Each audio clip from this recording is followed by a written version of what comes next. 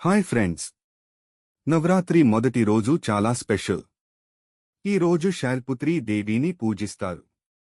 Courage, strength, stability కోసం ఈ రోజు ప్రత్యేకమైనది.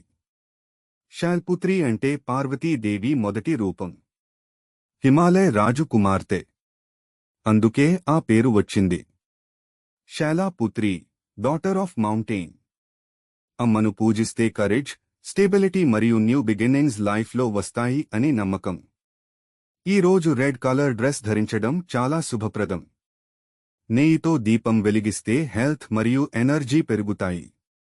ఫ్రెండ్స్, డే 1 అంటే రెడ్ డ్రెస్ వేసుకుంటే అది ఫెస్టివల్ మాత్రమే కాదు, మనకు ఒక ఎనర్జీ బూస్టర్ లాంటిది.